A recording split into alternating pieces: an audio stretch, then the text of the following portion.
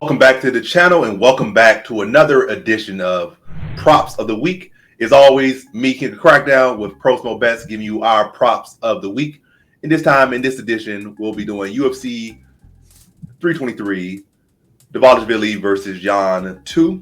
So, let's get into the props real quick. So, got 4 props for this week. Torres by KO and sub at plus 225 is the first one. Underdog here, so maximizing the value. I don't see Torres not a decisionator fighter anyway, so if he's gonna pull off upset or the small upset or whatnot, it's gonna be in the distance. Possibility of a decision, but that's the least likely outcome if he wins. And Torres, he don't want to make this long. He want to get him out of there done. I think especially early, he's gonna be the bigger, stronger fighter. It is not like Duncan has shown any great durability, so I can see him just overpowering Duncan and potentially submitting him early. Or just cracking him on the feet and Duncan just falling apart early just as he got dropped by Bobby Green early and finishing that fight. I don't see not Duncan. Well, I'm saying the name wrong, but Grant Dawson, yeah, Dawson, not Dawson. I mean not Duncan, but Dawson, Grant Dawson. Yeah, I could see Torres doing Dawson similar to what Bobby Green did. Not the same style, but be able to pose on him and get him out earlier. If you could stuff the takedown of Dawson, and apply the pressure on the feet and crack him, I think he can get him out of there. So plus 225 on that one. Next one, McKinney round 1 at plus 180. So yeah, somebody was talking about McKinney could, show some new things and take it to a decision and win that. Possibilities, but if we've been honest, McKinney's first round of bust. I like him as underdog here. And McKinney, again, first round of bust. He's amazing in that first round, that first explosion. And Duncan has been shown to be suspect early, he's a slow starter of sorts, and definitely liable to get finished. Is he got finished by Torres early, flipped around and submitted by Torres in the first round. So I feel like McKinney can capitalize on that. He's an explosive fighter. He's a submission threat, knockout threat, just an all-around threat early. And Duncan on the other side is very susceptible early. So you got a first round, a slow starter versus a first round killer. I like McKinney here is the underdog. And this is round 1 plus 180. That's just, the safest value because you don't know what McKinney's going to do. He might land a step and knee, knock you out. He might jump on a guillotine, might take you down and rear naked choke you. Then, it's too much volatility. But even though McKinney's again, if he's winning, it's first round of bust. So first round McKinney at plus 180.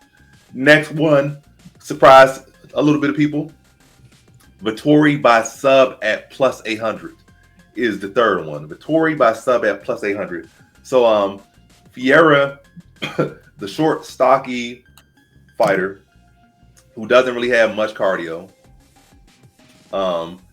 Pretty much again, punch or bust, sub or bust type of guy.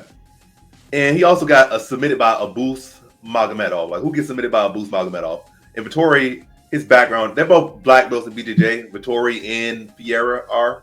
But I would say Vettori, again, he has fought nothing but elite competition, has shown nothing but durability. If you get submitted by a boost, Vettori going to bring more value than a boost. Going to overwhelm you. And I think a submission is definitely there. You start to see Fiera start to fade. I could definitely look to see Vettori mix it up and get it to the ground and submit a tired Fiera here. If a boost could submit you, Vettori can definitely submit you. And Vettori at one point was, using his grappling more and getting subs early on in his career. And now he's taking a big step down in his competition fighting Fiera. And I think he can look to capitalize there again. So yeah, as far as Fiera has been finish or bust. And Vettori has never been finished and he's fought much, much, much better competition. So that sloppy punching that Fiera has, the jiu-jitsu that Fiera has, I don't really think it's nothing that whether it be individually or in a package that Vettori has any big concerns about. I think Vettori should be able to address that, drag him deep, submitting him. So Vettori sub plus 800. Decision most likely for Vettori, but try to go for the max value here and hit the jackpot sub at plus 800. Think that's very possible, especially with the fact that this guy got submitted by a boost. But if he could do it, Vettori definitely can. So like that one. Final one is Talbot by decision at plus 100. It's never a good spot when an old fighter's retiring. And also, Cejudo, people kind of want to mix and match how they want to rate Cejudo. At some point, they're oh, he's the greatest wrestler of all time. He has these little flows in his career. even himself and like critics, like actual fight critics, like, oh, his Olympic wrestling is not really fully crossing over to MMA early on in his career. Dawes at one point, oh, he's an Olympic gold medalist wrestler. He's like the best wrestler in the weight class. Oh, he's one of the pound one of the best wrestlers MMA wise, but Cejudo never has been consistently been the greatest MMA wrestler. Like I said, his wrestling has never really truly crossed over the best to MMA wrestling. It's always been inconsistent. He had his moments. He'll have to mix it in smartly, but he's never been a guy that's been consistently able to take down great guys and hold them down for large periods of time. And now at this point in his career, like coming back, and now he's on the towards the end of his career now, and really should have just stayed retired. I think they say he's been like 3 or 13 in his last 4 fights or something as far as takedowns, and he hasn't really been able to materialize any great control. And that makes sense. Like he retired for like 3 years. He came back, and he came back to bantamweight, fighting bigger, younger guys.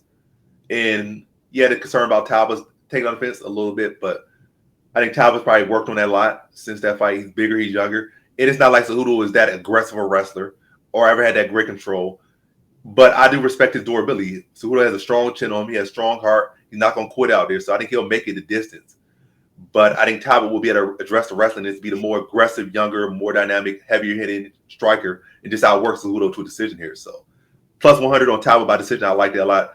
Just think Talbot's in a better spot, hungrier. It's never a good spot to be, admittedly retiring. So it's like it's not a very high winning spot to be in. So it's a low spot. So Talbot by decision plus 100. I like that as my last prop of the week. And how do you feel about those props, Pro Smo?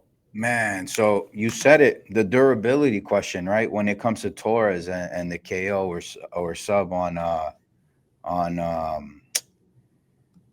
Grant Dawson, right? Yeah. And then McKinney at plus 180. I mean that fighter, bro, he's been in the game since he was young. I think since the 7th grade he started wrestling, rolled into MMA soon after that.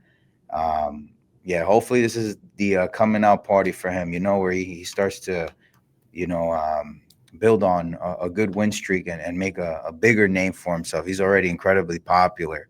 Vittoria at submission, man, plus 800. That's one of the sharpest bets I see on this board.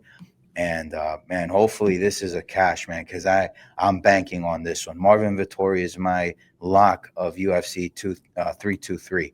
And then Talbot by decision, 100%, man. It's like you said, it's MMA wrestling is not wrestling. It's not a collegiate system of wrestling. So whereas Henry Cejudo's usually picking at you and looking for points of pressure for control, like the wrist and shit. To beat Talbot, you need what Raoni Barcelos did as a freestyle wrestler, and it was all hip, displacement and working Talbot, chaining all of that to keep him grounded, right? And also Raoni, black belt in Brazilian Jiu-Jitsu. Henry Cejudo, white belt. So let's go. Peyton Talbot by decision plus 100. That's all I got for you, brother. Yep. So that wraps it up.